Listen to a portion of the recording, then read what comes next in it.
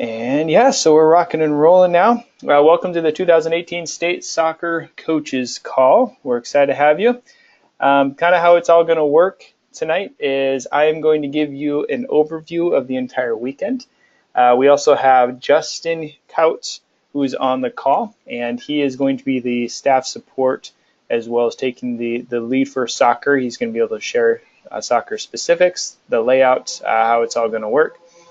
And then we also have Samantha Thompson, our manager of health and wellness, and she's going to be speaking to the performance stations that'll be taking place during staging right before opening ceremonies.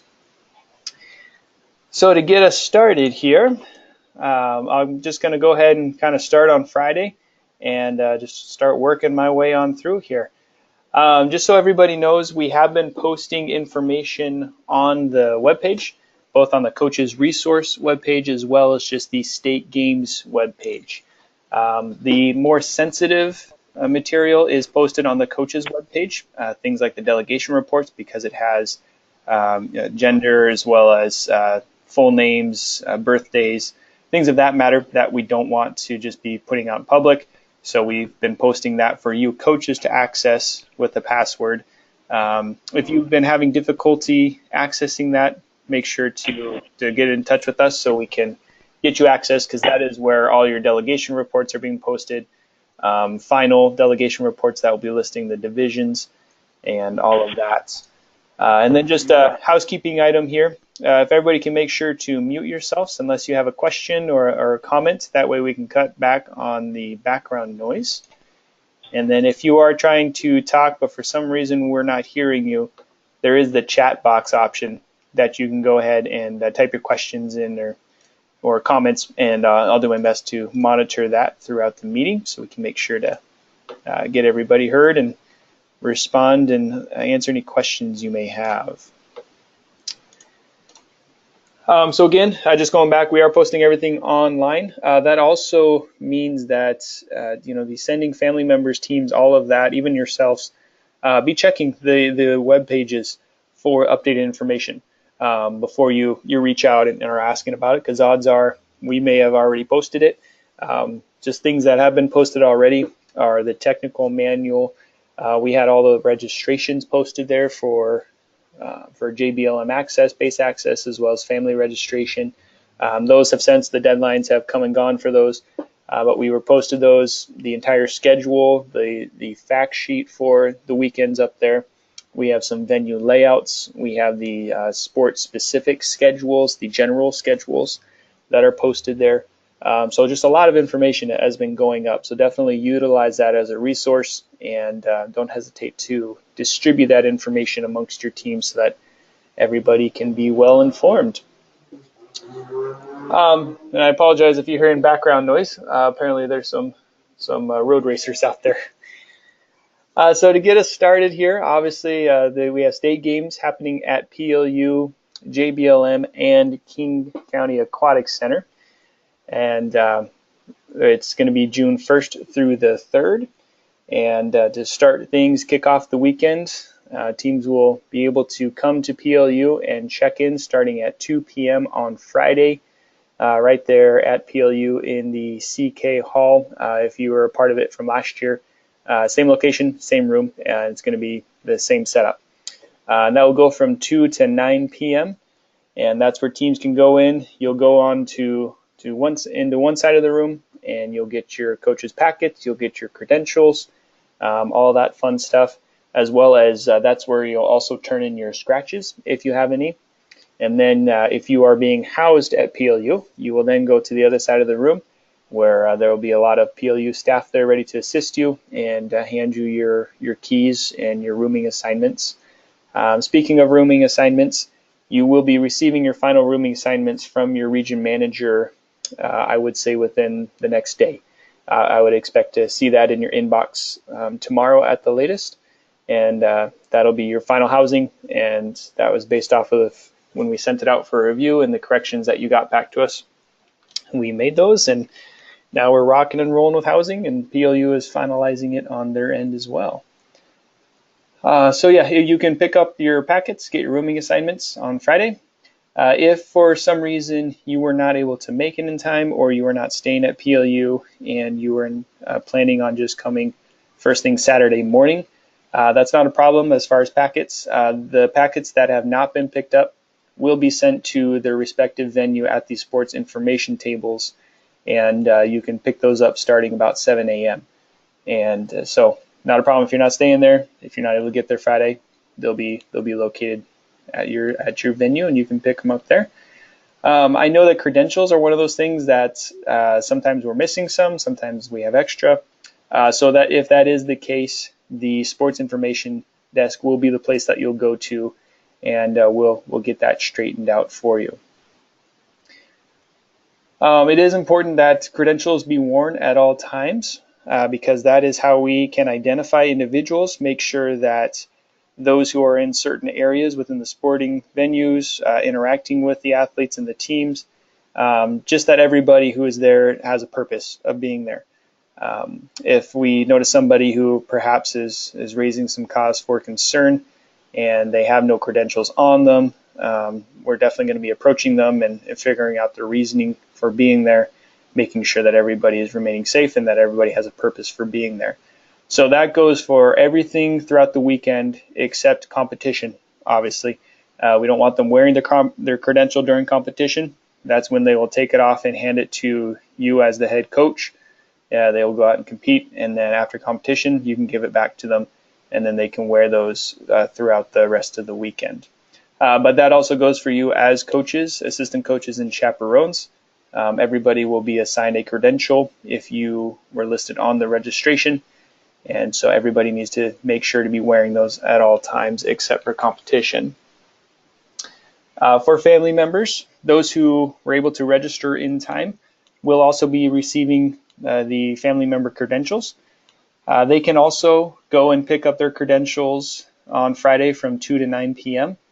If they are not able to get them that day, they can go to the sports information desk at PLU, and that's where the remainder of those will be located.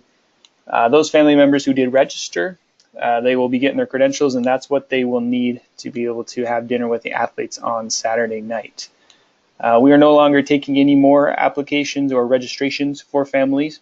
That we have closed that system down, and those who were able to register in time will be getting an email from us just verifying that they were registered in time and that they will be receiving a credential, where to go pick it up, all that stuff. So it should not be any lift from you coaches. We will be communicating with the families so that they can track all that stuff down.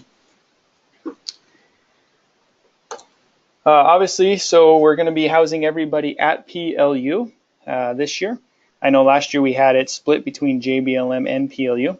This year, all housing is taking place at PLU. So that's regardless if you're competing at JBLM or competing at PLU. If you're getting housing, it'll be there in the dorms. That being said, all housing has been finalized. So like I said, you should be receiving your final housing assignments from your region manager. So be keeping an eye out for that, and then be communicating with your region manager if there's any questions or concerns. And obviously we understand that different things happen, situations come and go. And so definitely reach out to us so we can have a conversation to make sure that everybody is placed correctly and that we're shaping up to have a smooth weekend in regards to housing and honestly everything else too. A couple things I do want to mention. The housing keys, they are expensive if we lose them, so please keep an eye on them and make sure that all the keys are accounted for. The check out process will take place on Sunday, and that will happen right there in the lobby of your dorm, and that'll be on Sunday the 3rd from 7 a.m. to 12 p.m. So come Sunday, everybody will pack up and load the buses or do whatever you have to do there. And you'll want to make sure to check out as well as turn in your keys to the respective individuals that are located in your hall at the dorm. If there is a change as far as where to check out, we'll definitely make sure to let you know ahead of time. But just make sure that you keep track of those keys. Also, anybody staying or competing at PLU, even going to the dinner or the dance, Just like last year, we'll need to fill out the activity participation release form. It's just a one-pager, super easy, just requires some signatures. The only challenge may be those who are under 18 years of age need to have the parent and or guardian sign that form. Those are due upon check-in at PLU. So you can access that through the technical manual, and it's also posted on the State Games webpage. It's just a PDF format. You can go ahead and click it, download it, print it, however you want to go about doing that. But then those do need to be turned in at PLU once you check in. If you were not able to acquire a signature for somebody, and but they're over 18, not a problem. We're going to have blanks available. So that way, as a secondary option, you can go ahead and fill that or sign that form upon checking in. I do want to emphasize that is a secondary option. We don't want everybody to wait. We would prefer that you get all of those signatures ahead of time, and that will just streamline the whole check-in process and not bog things down. Because there's going to be a lot of people to check in, and we want to move everybody through as quickly and efficiently as possible, get everybody in the rooms, so that way they can get checked in and ready to rock and roll for opening ceremonies. Oh, let's see, so much information here. For those of you traveling to on and off JBLM, UR Soccer, which is competition at PLU, so I'll just kind of breeze through this here because it's not really going to apply to you unless you have other reasonings for going on base. But the base access was due May 17th, so that has already been closed down. If you did submit that, you will be receiving the early access, base access form that you will need to go to the first time accessing or going onto the base. You'll need to go get that stamped at the visitors center, and then it'll be good for the remainder of the weekend. If somebody was not able to register in time, not a problem. They can still get on base. It just won't be as streamlined. They will have to go each morning and go to the visitor center at the main entrance and get a day pass just for that day. So then they'd have to go back the next day if they're going to be there 2 days in a row. So just let everybody know. I know that's always a concern of if they can actually get on the base now or not. Yes, they can, as long as they have valid ID. They just have to go there every morning and get that day pass. But those who registered in time, you will be emailed from us the pass that will allow all weekend. Oh, let's see here. In regards to parking at PLU, I know that was a big pressure point last year. There was not very much, a lot of congestion. People were getting a little frustrated with how far they're having to walk, and even just the signage as far as where things are located and what have you. So that has been something that the GMT has really been focused on, and we are going to be having more signage out there, as well as we will be having a shuttle service running their routes throughout the parking areas. And so if somebody needs to park off in a distance, not a problem. They can go ahead and go to the shuttle pickup drop-off zone within that parking lot, and the shuttles will be making their loops, and they can jump on the shuttle, and that shuttle will have a couple drop-off points, both for soccer as well as track and field, and that way they can just get dropped off right in front there. And then same thing goes with pickup. We'll be running it all weekend, so once they're ready to leave, they can go to the shuttle service or the pickup drop-off location again and get a ride back to their car. We will be having one ADA van that will be operating during the weekend, and we will make sure to specify that route. So if somebody will require an ADA transportation, you can make sure to park in those respective parking lots. But we'll be sending that route map out prior to the game, so be keeping an eye out for that, and then we'll also be posting it online. That shuttle service is for everybody that is going to be at State Games. So that's for the teams, the athletes, the volunteers, family members, coaches. That's for everybody. So that should be good. I'm looking forward to that. Hopefully that alleviates the pressure of parking and allows for a little bit better experience for everybody having that just running around.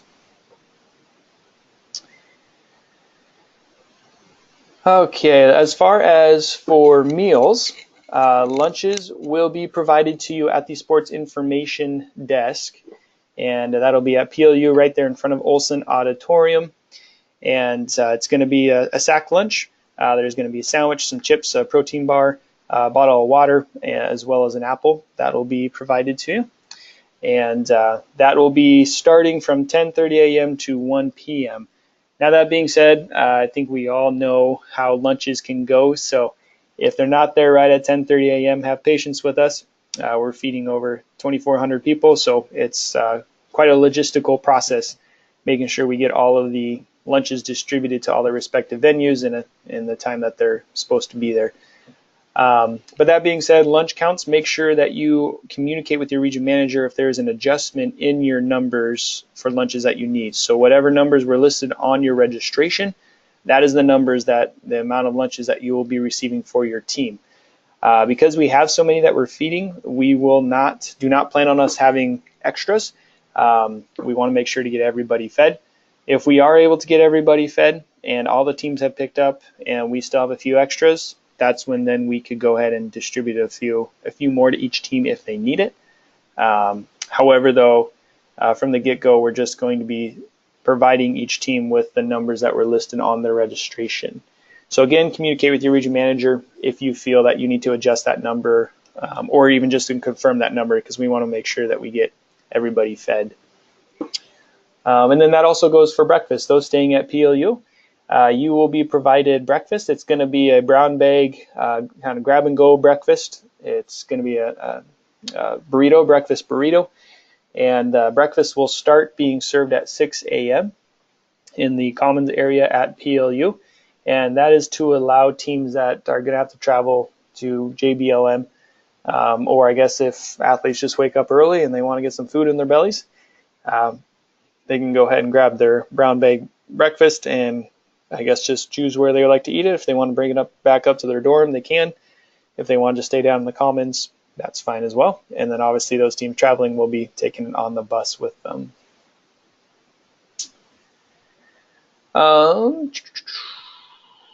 So then we go into, actually before I go into kind of running through the weekend, are there any questions regarding anything I've been talking about? Sorry, I'm kind of doing a brain dump on all of you here. So I'm just going to allow it. Oh, we got a chat box.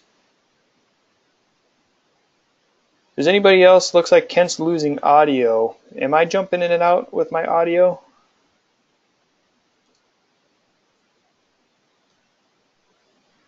Steven, this is Sam. It's working fine on my end. Okay, good. So yeah, Kent, sorry, it sounds like it's probably just on your end there. All right, I will keep rolling on everything here. So let me get down to the Friday festivities. And just so all of you know, I'm kind of cheating. I'm reading through the technical manual. So this is a great resource. If you have not read through the technical manual, definitely read through the technical manual. It has anything and everything you're going to need to know for the weekend games. And if you're reading through it and there's not something listed, let me know, because that may be the next edit that we need to make, and that would be the new version. So we go into Friday, the big opening ceremonies. It's going to be awesome. We have Bank of America sponsoring that again. They're going to be helping us with staging and putting on the opening ceremonies, the decoration, all of that stuff. Opening ceremonies will be from 7 p.m. to 8 p.m. in the Olson Auditorium. We got a great lineup of speakers who will be coming. We got some great entertainment. There's going to be a video that we'll be showing. So it's going to be a great time. We're going to be doing the Parade of Athletes. They're going to be walking under the big arch of balloons, of course, and we'll have the high five line. We will be having media production with spotlights and all that fun stuff. So it's going to be a really cool presentation from some donors and sponsors, all that. So definitely, if you are planning on attending, it's going to be fun. It's going to be a great time. We will be sending out a registration link for those who are going to be attending opening ceremonies. So be looking for that to be coming. It's going to be a really simple registration, just a Google Docs form. We're just going to need to know the team, the amount participating. That way we can start planning for the staging process and know who to expect.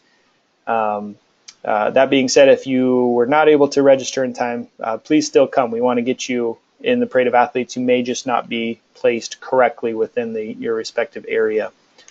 But yeah, so that registration is going to be coming, so we'll be asking those teams planning to attend to make sure to register so we can be expecting you. And then staging will be starting from 6:15 p.m. and going to 7 p.m., obviously right before ceremonies start. Out at the staging area, it's going to be fun. We're going to be having some music playing out there. We got a DJ that'll be coming out and playing some music, kind of keeping the crowd engaged and hyped up, having a good time, trying to create kind of a party atmosphere so that way they're not just standing out there just waiting for something to happen. But it's going to be good. The staging will be happening right out at Foss Field. It was known last year as Champion Field, but that's kind of, if you're walking into Olson Auditorium main entrance, you just kind of keep going, and it's off to kitty corner to the right. So that's where it'll be. It's also that field is behind the pool area. Big field, can't miss it. We'll make sure to have some volunteers and some good signage out there for you. But another exciting thing that we're going to be doing, and Sam, this is going to be you here. During the check-in process, we are going to be running our performance stations. So athletes will come, the teams will come, they'll get checked in, and they're going to run through the performance stations as part of the staging process. That's going to be really cool because it's going to allow us to capture majority of the athletes, and it's just going to be right there. It's going to be convenient, it's going to be simple, it's going to be fun, plus they'll be getting an incentive that I'll let Sam share more on that. So yeah, it's going to be, it's different. I know last year we've done healthy athletes kind of as a separate thing. We'll probably end up going back to that. But this year we're going to be running what's called our performance stations. So to speak on that more, I'm going to go ahead and pass it off over to Samantha. And Sam, go ahead and share a little bit more about those. All right. Hi, everyone. So as Steven said, we're having the performance station this year. And the idea behind the performance station is that athletes will leave with a better understanding of the connection between health and fitness and their athletic performance. And having the performance station as part of opening ceremonies and staging to kind of kick off the weekend really reinforces that idea that this is something that athletes should be considering as they prepare for competition, and that their health and fitness is going to make a difference in their athletic performance. So that's the main idea behind it, and I'm really glad that we were able to work this in on Friday evening. So at the performance station, athletes will go through a few different stations, the first being the nutrition station, where they'll receive a healthy snack. And then we have the hydration station, which is always the most popular. Athletes seem to really love this one. But they go through and they will all receive a free water bottle, and then they fill it up right there, and they have the opportunity to put things like lemon or cucumber or strawberries or whatever we have set up that day into their water bottle. And that's to show a healthy but still flavorful alternative to the sugary sports drinks like Gatorade and Powerade, and just another way to make staying hydrated a little bit more enjoyable. So that's always a really popular aspect of the performance station. And then they have the physical activity station, where athletes will make sure that they have a plan to warm up and to cool down before and after their competitions. And they'll go through some basic exercises with volunteers right there. And then the final station that we have is the competition readiness station. And that's where athletes will get a checklist of the different things that they need to pack or consider to be prepared for their competition that weekend. And that's it. It's pretty quick and easy, but it's still informative and fun. And we definitely want to, like Steven was saying, it's going to be kind of a party atmosphere. We want to make sure that the performance station is something that's fun and enjoyable for athletes. We don't want it to be a lecture. So we definitely go in with a more excited attitude, and athletes have a good time when they go through it. So it's a great opportunity, and focusing and maintaining their health will definitely improve their experience as an athlete and at competition. So definitely bring your teams through. Perfect. Thank you, Samantha. Before we move on, are there any questions for Sam regarding the performance stations?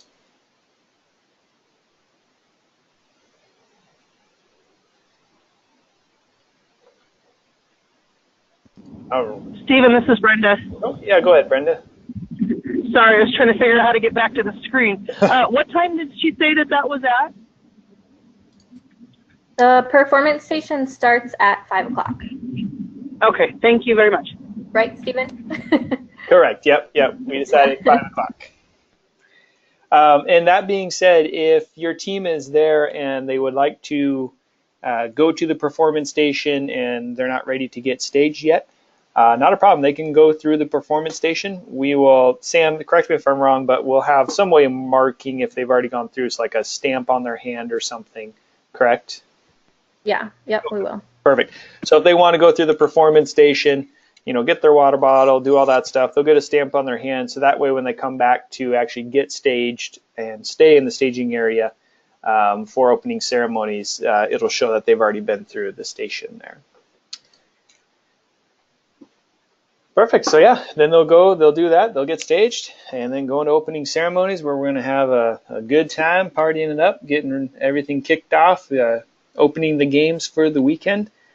And then everybody will retire back to their dorms or go home, get some good rest, and get ready and prep for competition that starts on Saturday. So I'm going to, in a little bit here, I'll have Justin speak to soccer, but I'm just going to go over a few more things before we dive into that. We do have our Olympic Town that'll be up and running all weekend. That is sponsored and presented by T-Mobile. They are going to be there with their team. It's going to be great. They're bringing in a bunch of prizes and giveaways for the athletes. They'll also be bringing their big truck that is fun. I don't know if you've seen it, but it's pretty stinking cool the way it folds out, and athletes can go up to the truck and receive some more free stuff and just kind of have some fun. To my understanding, they'll be playing some music and just kind of a fun hangout area.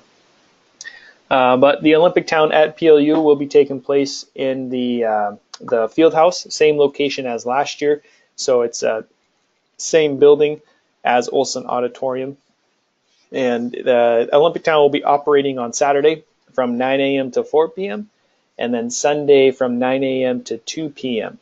There will be activities open during the dance on Saturday, but it will not be the full Olympic Town. And I know that not everybody has the dancing fever, so they'll still be able to go and do some activities during the dance. It just won't be the full Olympic Town. There will also be athlete lounges available for those who perhaps need to get away during the weekend, a more quiet zone, whether it's during competition or during the dance, what have you. There will be an athlete lounge located in the Olson Auditorium building. We'll make sure to mark that well for you.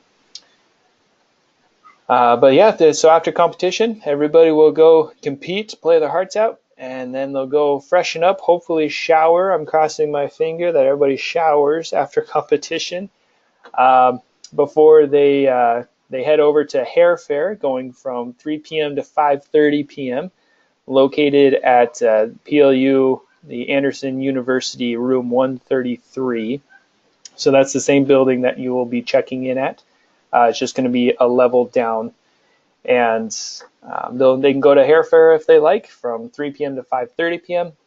Get their hair all done up. I don't know if many guys go there or not, but if they do, awesome. They're going to have some really good looking hair for the dance. So that'll be a good time. And then they can head over to dinner. That is going to be located at the PLU cafeteria and commons. Dinner will start at 5 p.m. and go to 7:30 p.m. We pushed dinner starting a half hour early because PLU, the cafeteria commons, is going to be the only location for dinner. I know last year we had multiple sites, and in looking at the numbers and those who actually attended, as well as just the kind of chaos on logistics, trying to get team from A to B and our volunteers running back and forth. We talked with PLU, and we feel that we can accommodate everybody just at one location.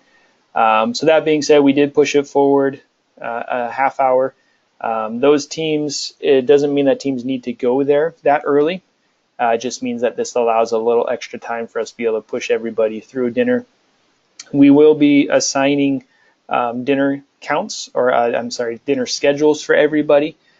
So just be looking for that to come out. We're going to be looking at the final schedules as far as the game schedules, for this call specifically for soccer, to make sure that we allow you enough time to be able to end your competition, go get freshened up, and then being able to head over to dinner. Once you eat dinner, hopefully everybody will have time to digest before they head over to the dance at Olson Auditorium, same place as where opening ceremonies will be taking place. The dance will be from 7:30 p.m. to 9:30 p.m. And the theme is 80s. And we have DJ Shane that's going to be there rocking the house. So it's going to be a good time. I'm excited. They got some great decorations coming in there. Just going to really make it a fun atmosphere. So everybody will dance the night away. And then after the dance ends about 9:30, they will retire back to their dorms or go home, get some more rest, and then come back on Sunday ready for some more competition and ready to win that gold. Once competition is over, then teams will wrap up and head on home. And that's kind of the layout, other than sports specific, which we'll get into. But before we dive into soccer specifics, are there any questions for me?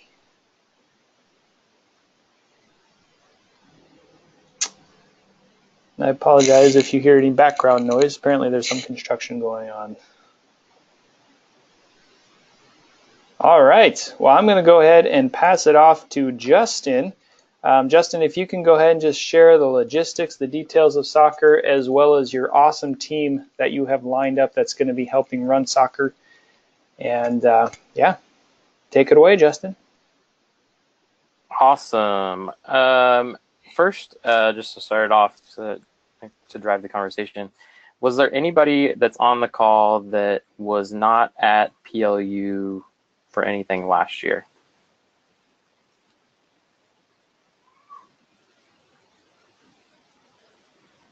Okay, so I guess all you guys are familiar with PLU.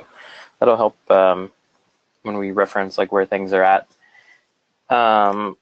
So just first off, I will be the staff liaison on point, officially listed as the assistant director for soccer, while our favorite volunteer, Tom McCann, aka Bossman, is going to be the director for sports. And if you're all familiar with him at state games for soccer, all he pretty much does is drive around in a golf cart and ask people if they need water. So he will be another face that you should recognize. Can you hear me? Yes, Barb. Okay. Am I off the meeting? Am I on? Chat? Ask a technical expert. Am I off the meeting? Barb with some difficulties. Yeah, we could hear you, Barb, just so you know, but you're gone now. You're self-muted is what it's showing. And gone. Yep, now she's okay. Well, hopefully she'll be able to get back on. Okay, so just when it comes to questions and concerns regarding anything, Tom and I will be your main contacts for the venue. We also have two field supervisors running both of our main fields. That is Brian Marchand and Mel Oriana. You will become familiar with them when it comes to questioning anything immediately at the field or radioing us, Tom and I, if we're not directly at the field, that there's a question going on from a coach or a concern over anything, injuries, things like that. These will be your immediate go-to people. They will also be equipped to answer general questions about the games in general, like the dance information or hair fair, things like that. They'll have the technical manual on hand. So just people with all information. We will then also have somebody in charge of officials.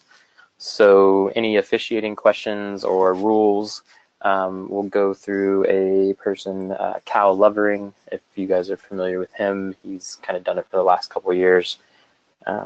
Gets and organize all of our officials for all the soccer games that we have. So this year we have introduced or more brought to state the 7-on-7 soccer. So we have a good number of 7-on-7 teams that we will now play the 7v7 games on the north side of what is that road called? 134th, if you zoom in a little bit there, Stephen. Some of you can't see this, but the main road that separates like where the auditorium, Olson Auditorium is, and the athletics venue, as well as the soccer venues. To the north end of that, where the championship fields were last year, we will have a 7v7 field. 7v7 will only be played on Saturday. So I know one of the concerns last year that I got from many coaches, volunteers, and parents that came to watch was, where's my son or daughter playing? Where's my team playing? Now, if you're 5-a-side soccer, you know that you're on the south end. But if you're 7-a-side soccer, you're on the north end. So it's pretty easy. There's no way that you should be caught on the wrong end of campus, because if you're 5-a-side soccer, you just kind of hang around the 5-a-side fields. If you're not there, you're either in your dorms or you're watching track or something like that. So that's going to be the main venue, is down at the south end. We'll have the soccer headquarters actually will be moved to there, where that was over at Fossfield last year. So if you need to get a hold of somebody for anything, that's pretty much where somebody will be at all times, over at the headquarters by the turf fields, which Stephen is highlighting for those of you that can't see. It's the spot in between the softball field, right as you walk into that little entrance on that south side, in between track and soccer.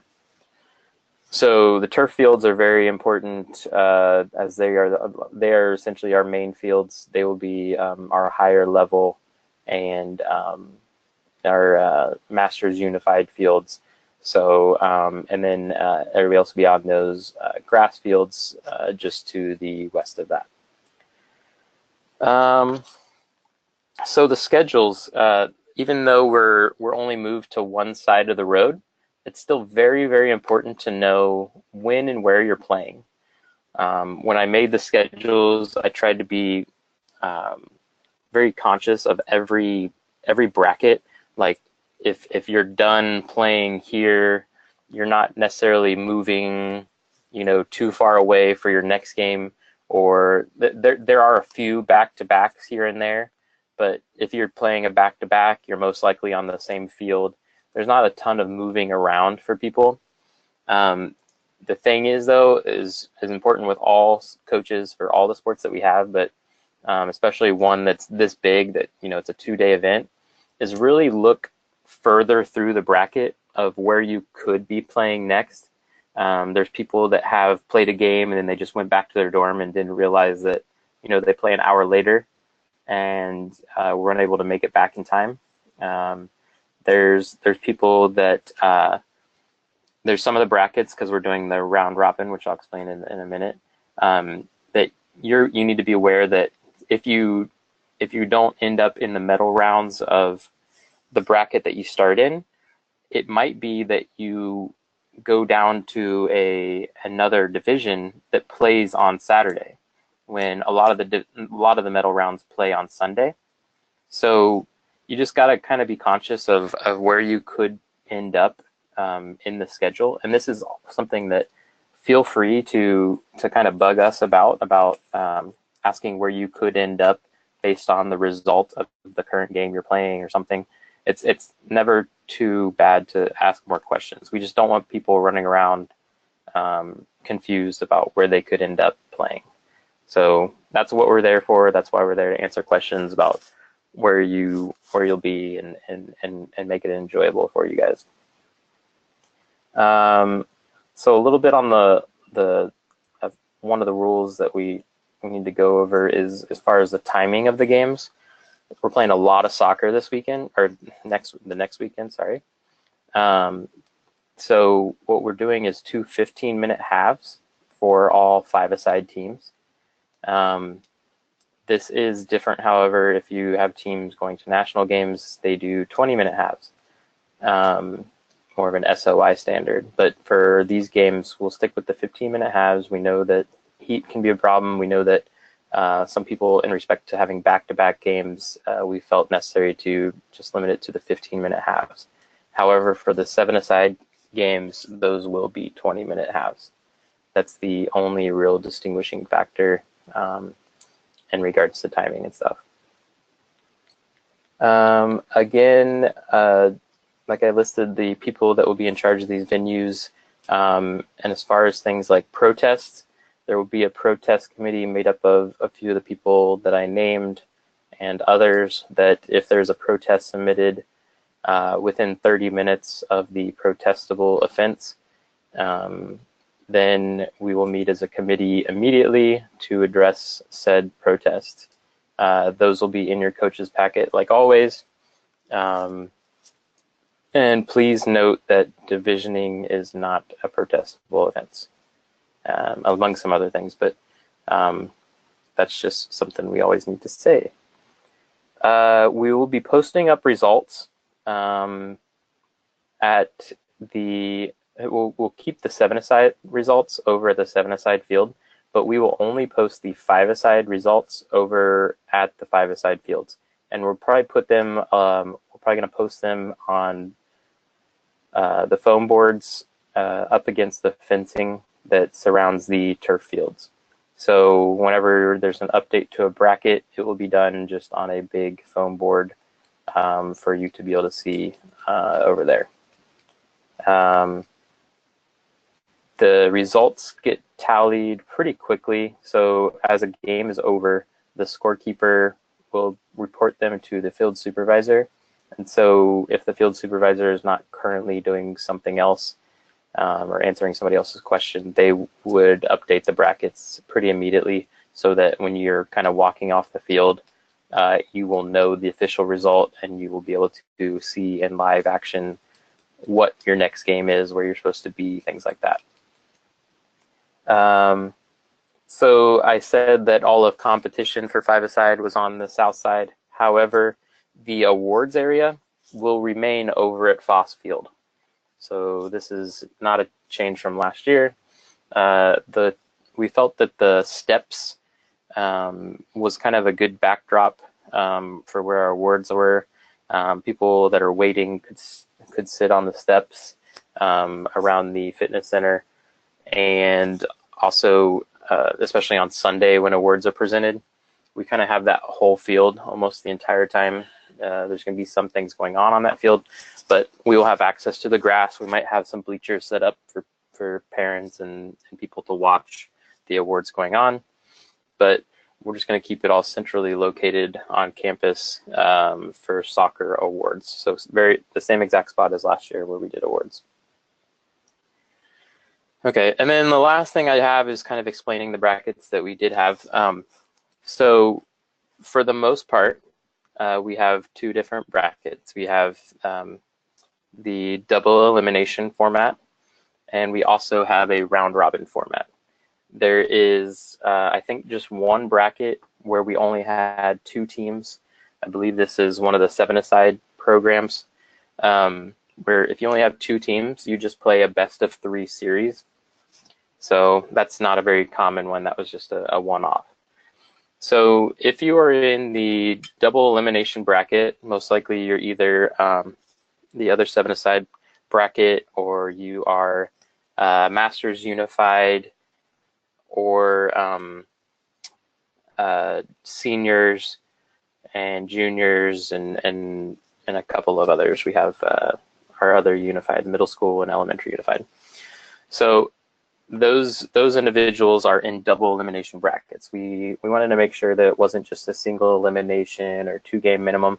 If you lose one, you should have an opportunity to be able to come back and win a championship. And if you go to state games, we usually try to do this with time permitting. We had a good amount of field space and time permitting without over exhausting our athletes. So if you're a fan of double elimination, we got that for you. So then the only thing different, or what we actually unveiled last year, was our round robin tournament style. And this was kind of borrowed from international soccer, where you can start with a round robin division, or a division where you're just going to play against people to see where you match up against them. So based on your results at regional games, you've been put in some predetermined divisions. And just because maybe you're in Division 6 in your regional doesn't mean you're in that at state, because we only have 5 divisions at state. So don't take your regional division to heart. We're just putting you up against programs that have what we as region managers have agreed on is similar abilities, and that's where you're going to start in these round robin rounds. So basically how it works is you will play everybody in your division, and so those are set out to the schedule. You know what times you're playing, when you're playing, or where you're playing. And then based on your record in that round robin format, determines what true division that you're going to be in for the medal rounds. So starting with Division 1, there's 5 teams starting in Division 1. And so if you finish in 5th place in Division 1, you will actually what's called relegate. You will relegate down to Division 2. And for the medal rounds, you will become the top seed for Division 2. And this goes on through all 5 rounds. Division 2's 4th place player goes down to, or 4th place team goes down to Division 3. Division 3's goes down to 4. 4's go down to 5. So then in those medal rounds, you will have semifinal games based on the new seeding for that true division, and then you will have finals for first gold and silver and bronze. There are some buys built into Division 1, but that's because you're starting with 5, with the premise that each division at the end, when you do the medal rounds, will end up with 4 teams per division. Division 5 starts with 3 teams, and then by the medal rounds, you'll have your 4th team after Division 4's team will relegate down. This has been a replacement that we've been trying to seek and try out at some of our different state games in the last year, because we had constant moaning and groaning about our division rounds that we used to have, say, on Saturday mornings, and quickly turnaround schedules for Saturday afternoon games with the type of division that we did. So with this, we see the round robin as a division tournament, and then the real placements will come after those rounds. It worked really well last year. The big thing last year that was on everybody's mind in the state games that we did this for last year was that there was a berth to nationals on the line. We hope that this year, we can just have fun with this and not worry about it too much, because there's nothing like that on the line this year.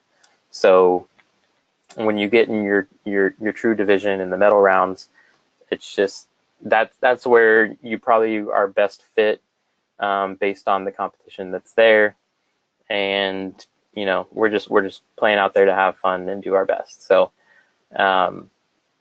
again, It really was a pretty good format last year. We didn't have a ton of blowouts. I mean, it was very fair competition, and especially when we got into those medal rounds, the games were really good. So we brought it back again this year, and we've done it with all 5 traditional 5v5 divisions. So, any questions for me? I don't think I have anything else to go over unless Steven has something for me, but any questions for me?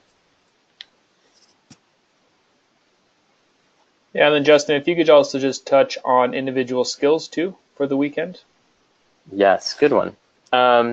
Individual skills will be at 10 a.m. on Saturday, and this will be located over at that Foss field, the 7-a-side field.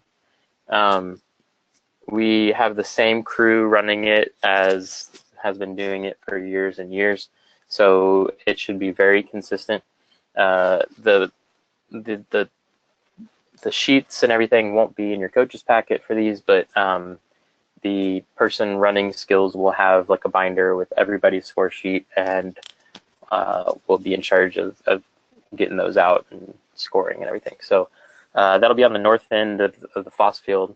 Like I said, there's just going to be an area where they have all that set up, and then we should start around 10 a.m. because I know they kind of get there shortly after the rest of play gets started at 9, but give them a little time to set up, and also when you're over there, coaches that are doing skills, make sure you're watching out for the play of games that are going on that 7-a-side field.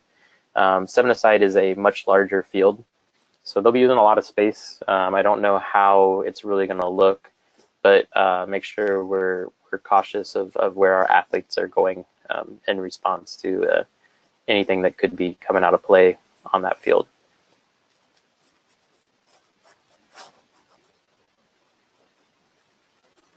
Anything else?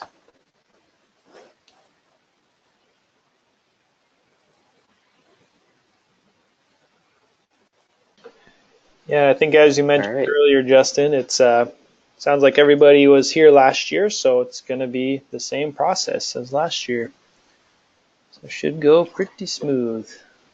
Yeah, I think the game changer is going to be keeping the 5-a-side on one end, and people aren't confused about where they're supposed to be. And another thing I'm really looking forward to is the whole parking situation. So let's get excited about shuttles and better parking options. That's right, the simple things in life right there. Yes. Of course, I guess that's not really simple. That's a pretty big thing, being able to do that. So yeah, should be good, definitely. Any questions for Justin here before I recap on a few things I realized I missed?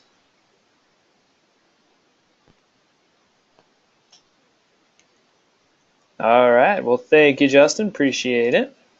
Yep. And just so everybody knows, Justin, correct me if I'm wrong, but we are on track to have the final game schedule and divisions out and posted this Monday. Is that correct? Correct. Monday should be the final. Be alert that there can always be another change or something that happens midweek next week and before the games. But those we would definitely have copies on hand, hopefully at check-in to give out to people if there is a big change like that. Perfect. Okay. Yeah, and we will be posting that online. That is going to be posted on the general state webpage. So parents and everybody will be able to access that. So just be keeping an eye out on the webpage when we post that. So something I realized as we were going through the map here, a few things I forgot to touch on, so just bear with me a little bit longer. I know we hit our mark, so I'll make this quick.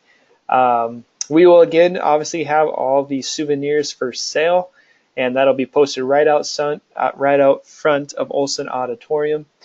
We will also have the food trucks. If you're looking on your screen here, food trucks are going to be at the same location as they were last year, which is right out there by kind of behind the swimming pool by Foss Field, which is where 7-a-side and skills will be taking place.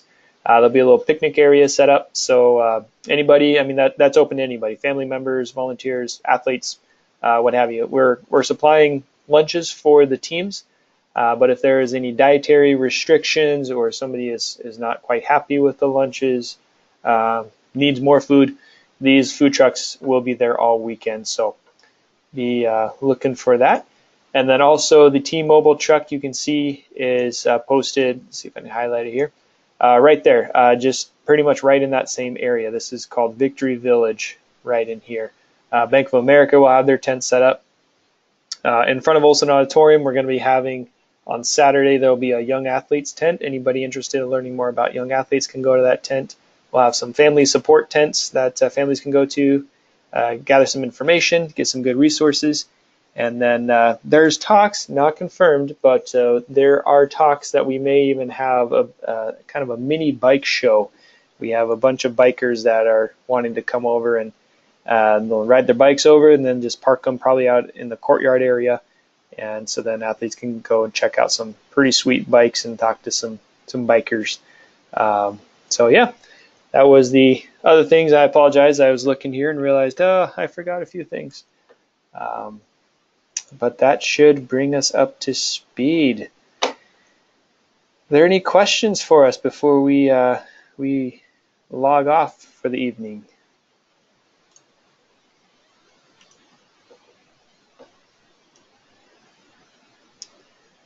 Okay, well, if we end up hanging up and you realize, crap, I was going to ask that and I forgot, or maybe you're trying to ask, or I don't know, anything.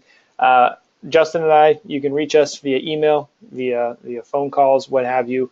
Also, utilize your region manager. They are a great resource for you as well.